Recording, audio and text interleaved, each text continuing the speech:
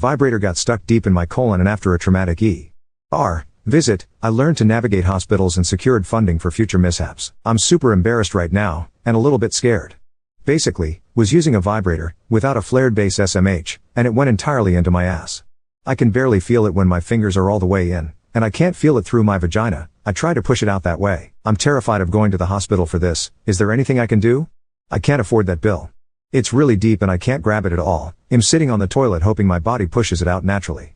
Edit, I have actually never been to the ER, and have only been in a hospital a few times and not in several years. I feel ridiculous as a grown woman asking this, but what do I do when I go to the hospital?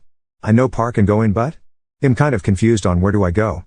Main entrance, or do I go straight to the ER if they have their own? Do I go to a receptionist desk area, or is there another thing I should be doing before that? Should I be concerned that I have to announce to the room basically what I did, or is it more private? Sorry that this is worded poorly and am asking about basic life skills. I have autism and am freaking the fuck out. Edit 2. I am in the ER waiting room, already got the hospital bracelet and everything. I will update again, of course. I appreciate the concern everyone has given me. Edit 3. There will be a longer post breaking everything down properly, but here's what happened.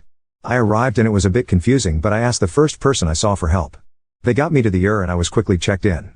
In total, I was there for about 12 hours but never felt like I was waiting too particularly long at any point between having blood drawn, general vital stats a few times, registration, X-rays, and seeing multiple doctors and eventually the surgical team. Initially, the vibrator was deep enough that I could graze it with my fingertips. I was able to lightly grab/pinch it, but there was suction holding it there, which is why I couldn't get it out. It moved up deeper into my colon over the course of several hours, going from a weird pressure to a somewhat sharp pain when moving certain ways at the end. Given its depth, they couldn't use tools to remove it in the ER. I was admitted to the hospital at that point, and waited briefly for an operating room. The surgical team explained what they would be doing, putting me under and attempting to manually remove it with forceps, fingers, and massaging my stomach to encourage it to move down. If that didn't work, they planned to put me under deeper anesthesia and go a more surgical route, laparoscopic, through my stomach, to either push it down through my colon manually or remove it straight via the stomach. They let me know that if there was damage, they may need to resect my colon/intestines and I could have a colostomy. They put me under light anesthesia, which relaxed my body enough to shift it down into my sigmoid, from which they removed it manually. No need to cut me. I woke up in the recovery room and was discharged when I was able to pee. All the staff were lovely and very sweet and reassuring, but also very professional. During registration, they went ahead and just applied for the funding/insurance, which will cover me for a year if anything else happens, and my bill, as far as I'm aware, has been taken care of entirely through that. They didn't even need proof of income, which was so nice. Update 1. I will detail everything as clearly as I can for those in this situation in the future. I did a small update on the first post. The background: I have no shame or embarrassment as to how the situation happened.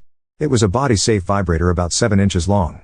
I have learned the extreme importance of flared bases, as the muscles in your ass are apparently some of the strongest, and an orgasm can cause things to be sucked deeper inside than you would imagine.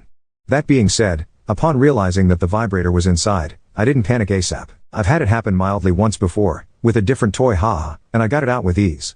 This time I could insert my entire middle finger to the palm and was barely able to touch it. I started panicking then. I could get the slightest grip, but the curve around the sigmoid, the grip of my organs, and the non-flexible nature of the toy caused it to suction in place, more or less, and become actually stuck. Because it was so deep, trying to move it vaginally didn't work either. I tried many positions, angles, and so on before retreating to the toilet and hoping my body did its thing. After about an hour with it inside of me, I got dressed to head to the emergency room. Emergency room experience: as explained before, I'd never been to a hospital or ER before for treatment, and have rarely seen doctors at all, which made me more anxious. I was also incredibly worried about the bill. With some kind explanation from Redditors before I left, I was mostly able to navigate myself decently, though the entrance to the emergency had been blocked off. I went into the main entrance and went through security, and then immediately asked the first staff I saw for some help. I explained I'd never been there before and didn't know where to go but needed to be seen, and was walked by a nice lady to a shuttle pickup spot to take me to the ER across the campus. They came very quickly and drove me there. It was a little funny to talk about the beauty of the view around the hospital with the sweet old lady driving while I was in this situation. The worst part was reception. They were located immediately inside of the entrance to the ER, so I didn't have to look and find it. I waited in line, and when it was my turn to tell them what I needed to be seen for, I briefly described my problem as having something stuck in my butt. It was only bad because it was very out in the open, though I don't think any around cared about what I was saying. She asked what it was and was very relieved when I told her that it was a normal sex toy. Many other staff and doctors were also relieved finding out that information at various points. It was hilarious. They took some basic information, and then I went to the waiting room where someone came and took my vitals. I was called into a room pretty quickly where nurses took my blood, asked a few questions about the situation, and then I was taken to have my X-rays done. If I can access them, I will add a photo. After X-rays was my longest wait, which was in the results waiting room. They made sure multiple times that I wasn't in pain, and let me know to not drink or eat anything in case of surgery.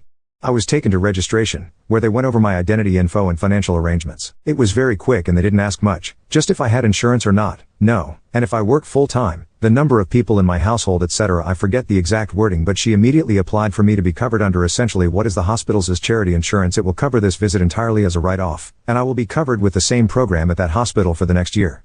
I did not even have to ask for this. This was done rather early into the visit, which was very nice as I was able to stop worrying about the financial impact that I definitely couldn't afford and put my full attention towards just being treated. I was called back to a patient room a few more times for privacy with doctors as we talked about the situation, and at one point to have the rectal exam to see if they could remove it in the I was very nervous about that as I've never had an exam down there, but it was extremely quick and professional and didn't add any more unpleasantness to my situation, just a very well-lubed finger up my butt. There was only one person in the room, another woman who did the exam.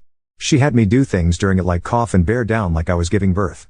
Unfortunately, the doctor was unable to even touch it at that point, which told her that it had migrated further up into my colon. Its final resting place was shockingly high on your right-hand side, but on the front, belly side, put a finger on the very highest point of your hip bone.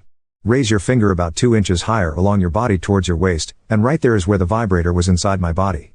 The talks with doctors began to quickly involve surgeons at that point. After some more examination and discussion, they made the decision to admit me to the hospital and get me in line for an operating room. I waited a short time for a bed, and was changed into a gown and given plenty of warm blankets when I was transferred. The bed was actually quite comfy. Total time was about 8 hours at this point. The hospital and operation room, there isn't an entire ton about this part, honestly. I waited less than half an hour before they took me to pre-op and explained everything that would be happening once again. They made sure I signed consent forms, etc. The staff at this point were actually hilarious and told me stories about others in my situation. They said it was so common that there were 2 others this week before me, and told stories about light bulbs, glass cups, and so on. The plan for the procedure was to put me under light anesthesia, versed in something else, and to hope my body relaxed enough that they could use stomach massage and manual removal using tools and fingers. If this was impossible, then I would be put under full anesthesia for a laparotomy, small incision on the stomach, to manually move it into the rectum and take it out anally, or at worst they'd have to remove it through the incision. They let me know that while they didn't think there was any based on my symptoms, that this could end in having a bowel resection and colostomy bag as a result of damage to the tissues in my body. Luckily, I did use something body safe and made for sex which helped me to not be injured internally. Regardless, it still could have easily perforated me, or caused tissue death, necrosis by blocking the blood flow with the extreme pressure. Neither of those are good for your digestive system, let alone any organ. I was taken to the operating room and transferred to the bed, strapped in, and so on. The staff was kind and chatted with me, and a nurse held me hand as I fell asleep. I didn't know I even fell asleep until I woke up. The meds are that intense and quick acting. They didn't have me count backwards or anything. After the operating room, and going home, I woke up in the recovery area and was given the news that it went perfectly, and much faster than they expected. My body did 99% of the work for them by relaxing and shifting it down itself, and they just helped it out. They did not give me the option to have the vibrator back, and I didn't ask nor want it anyway. As a result of it being quick, I was lightly sore all over as the anesthetic still needed time to filter out of my body. I was given as much juice as I'd like, and my vitals were taken again. The person there went over my results from everything including my blood work. I found out I need to take a multivitamin but am otherwise seemingly healthy. They said I had to pee before I could leave, and I very quickly did. I was wheeled to the entrance where I was picked up, and was very happy to go home. I had been in the hospital, operating suite for about 4 hours when I left, bringing the total to about 12 hours from the time I got there until I left. As a side note, I was not allowed to drive myself home because of the anesthetic, and had to have someone pick me up, so be prepared for that. Ultimately, I have never been so happy to be able to fart. I'm slightly sore but nothing bad enough to even take Tylenol, though EMF. At no point during this was I in genuine pain, though it did get more and more uncomfortable, pressure-esque, feeling inside as it shifted deeper over time. It did entirely cut off my ability to pass gas and have a bowel movement, so I was basically bloated as well. The most pain I felt was around the time they were transferring me to the hospital to wait for the operation. It felt something like period cramps in my colon when I moved. On the staff, 10/10, honestly. From the very first security guard I saw when I walked through the door to the man who wheeled me out to leave, everyone was extremely nice. Everyone was kind, patient, professional, and most importantly to me, they were very human about it. They understood I was embarrassed and anxious, and made it as positive for me as could be. I did make sure to explain that I'd never even been to a hospital before, etc., so they went over things multiple times and in depth with me. I never felt like anyone was judging me, even if a few cracked a few smiles to be fair, even I was laughing about it a little. I was reassured at least 100 times that my situation was very common. Overall, this made me much more comfortable and confident in going and seeking medical care when I need it in the future, and helped me to be much less scared of going to the hospital. It's okay to be afraid, but don't let your fear hurt you. Doctors are there to help, and they did help me. On Redditors, you guys were also amazing. I'm a little miffed that my most upvoted post ever was on my throwaway, but oh well.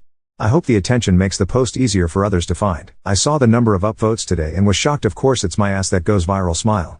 Jokes aside, I am genuinely grateful for everyone who commented and messaged me, from to those with advice and jokes to those who just wanted to check in. I am awestruck by the support you all have given me. It made a huge difference. The emphasis on going to the hospital was needed, as otherwise I would have kept trying at home and would have only sought help when it was very painful, or I was actually hurt from it. Now on to second story. Discovered my husband's shocking homophobia when he demanded to cut my kids from my sister, who's been openly gay for years.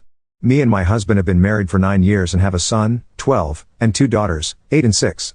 I have very demanding job and work long hours, so my sister watches our kids on weekdays because she works from home. The schedule is that I get the kids up and drop them off at my sister's house at 6:30 and then go to work. My sister feeds the kids breakfast and gets them to the bus stop. After school the bus drops the kids off and my sister gives them snacks and helps with homework until my husband picks them up at 5. I get home from work at 6:37. My sister and I are very close and I'm extremely grateful to her. She loves and spoils my kids, she's basically like a third parent to them. I pay for all her groceries and my kids help her around the house in return. On Monday I got an urgent call from my husband after he picked up the kids. He said that I needed to leave work immediately so I could come home to have an emergency discussion with him. I panicked and rushed home because he wasn't answering any of my calls after he hung up. When I got home my husband proceeded to dramatically tell me that my sister was gay. Apparently, when he got to her house her girlfriend was there and they kissed in front of him. I actually laughed when he told me this because my sister has been out since I was a teenager and her girlfriend and her have been together for 3 years. He is claiming that he thought her girlfriend was just her friend and that mentions of her being gay were just jokes. My sister's girlfriend doesn't come to a lot of family events because she travels for work and our family doesn't really talk about her being gay that often. Still I can't believe that he wouldn't have figured this out in the 13 years he's known her. It's been so long that I can't remember if I ever verbally told him that she's gay. My husband said that he doesn't want her around the kids anymore because she will influence them and wouldn't explain what that meant. I told him that I wasn't going to cut my sister out and he said I could still see her but not the kids because they are too young. I asked what the hell he expected to do for childcare if we couldn't use my sister and he suggested I take a week off work while we figure it out, which I absolutely cannot do. I didn't want to yell at him in front of the kids so I said I was going to take a walk to calm down and we would discuss this later. When I got back my daughters were crying and my son was upset. He told me that their father had told them they weren't allowed to see their aunt anymore because she was having personal issues. I blew up at my husband and told him that he was being bigoted and selfish and that I wasn't going to cut my kids off from their aunt who loves them because he was too stupid to notice that she's gay. Then I packed the kids up and went to stay with my sister. I have no idea what to do. I love my husband and I don't want a divorce but there's no way I'm gonna cut my sister off. I can't believe my husband didn't know she was gay but I don't know why he would lie about this. He's never said or done anything homophobic before. I know I shouldn't have yelled at him like that but I was furious that he said that to the kids. Any advice would be appreciated because I'm at a complete loss here. Update 1. After reading the comments I think that unfortunately you guys are right. This is so out of the blue that I was looking for reasons as to why he might not be a bigot but I think he just is. If it comes down to him or my sister I am choosing my sister. At this point I am so upset with him that I don't know if I would take him back if he came begging on his knees. He said what he said and he can't take that back. To answer some questions, we don't really talk about politics because he doesn't really engage. I will mention something and he'll just respond okay or uh-huh. Our life has been so hectic lately that we don't have a ton of alone time together and when we do we don't talk about politics. We live in a pretty liberal area and he's never expressed any right-wing beliefs to me before so I never thought that he had any different views. My sister being gay doesn't come up that much. Her girlfriend isn't around us or our kids a ton and my sister's sexuality isn't a topic of conversation because it's just something that is. Like she's gay and that's that so it doesn't really get discussed. I talked to my sister and she said that they don't really interact that much. When he comes to get the kids he will usually just say hello and nothing more. He's been ignoring my calls and texts so I'm going to go over to our house tomorrow when I know he's home and have a discussion with him. I'll post an update. Thanks for all the advice. Update 2. He wasn't answering any of my calls or texts so I went over to the house when I knew he'd be there to talk. After we sat down, I said that the only way I would even begin to consider working this out was if he gave me the reason why he was suddenly acting like this, agreed to go to couples and individual therapy to work on his hurtful views and apologize to me, the kids and my sister. He started saying all the same stuff about my sister being a bad influence on the kids and not being in line with his moral compass.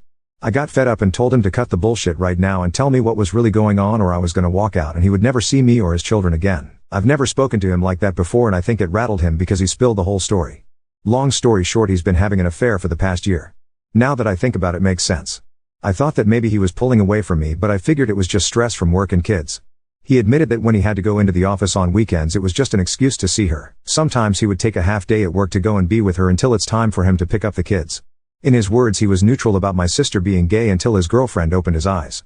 Apparently when he mentioned my sister to her, she was shocked and started sending him lots of podcasts and YouTube videos on the subject. So for the past year he's been falling down a right-wing rabbit hole and I had no idea. He said that he knew I wouldn't accept his new beliefs, so he was forced to hide it from me. He also admitted that he's been wanting a divorce for a while, and not just because of the affair. After watching the videos and podcasts, he started to resent me because I'm not a traditional wife who stays at home to cook, clean and take care of the kids so that he can relax after work. He said that seeing my sister kiss her girlfriend was the final straw because he realized the extent what his children were being exposed to. So he pretended to not know about it and made it this giant issue. In his mind, this was the perfect solution because he could finally make me see things his way and become a stay-at-home mom, or I would divorce him and he could come away looking like the good guy. Then he said he's going for full custody to protect his kids. I'm not super proud of it, but I flipped out at him. I called him a lot of names and told him that it'd be a cold day in hell before he even got 50-50 custody. I said if he wants to talk to me again, he'll have to contact my lawyer. Then I stormed out before I could smack him or something. In all honesty, this is a total nightmare and I feel like I'm partially to blame. 13 years together and I didn't notice he was changing overnight. I didn't think he was the type get sucked into this sort of thing, but I guess he's stupider than I thought. I also never expected him to be a cheater either, so maybe I didn't know him as well as I thought I did. On the other hand, the comments on my last post have made me do some thinking, and I realized I was not very happy in our marriage. A lot of people were asking what we even talk about, and the honest answer is we don't. We started dating when I was 19 and he was my second ever boyfriend. About a year and I remember I was feeling unsure about our relationship, and then bam. I got pregnant with our son. It all happened so fast too. He proposed to me and I said yes. We had never discussed marriage before, and looking back I'm pretty sure I would have said no if I wasn't pregnant. We had a long engagement, but we were basically married right after because I moved in with him immediately to raise our son. God, I feel so stupid.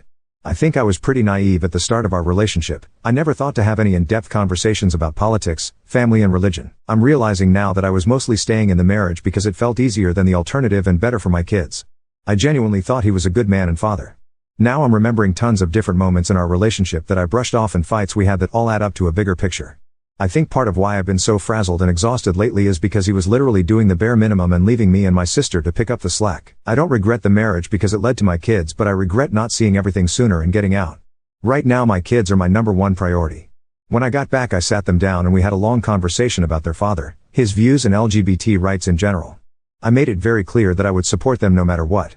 I am also looking at getting all 3 of them in counseling to help them deal with this. We are temporarily staying with my sister while I sort out the divorce. We have separate bank accounts, but I need to figure out how to sell the house because I don't think I can afford it alone and he definitely can't. There are some townhomes opening up in my sister's neighborhood that I'm gonna try for so my kids can walk to her house. My sister has been so supportive during this entire ordeal. She and I had a long talk about everything with lots of hugging and crying. I feel awful for bringing a bigot around her and I don't think I can ever repay her for all of the help and love she has given me and my children. She and her girlfriend have been helping out with the kids and the divorce stuff. Since her girlfriend is currently in town, I decided that I wanted me and kids to get to know her better, so this weekend we are all going to the museum and hopefully take my kids' minds off everything. What I'm most worried about is custody. I don't want my soon-to-be ex-husband and his girlfriend anywhere near my kids, but I'm not totally sure what to do. He's still their father and I don't want to keep them from having a relationship. I'm going for full custody, but should I ban him from seeing them entirely? My son and older daughter are very upset with him. My son doesn't want to see him at all and I'm not going to make him if he doesn't want to.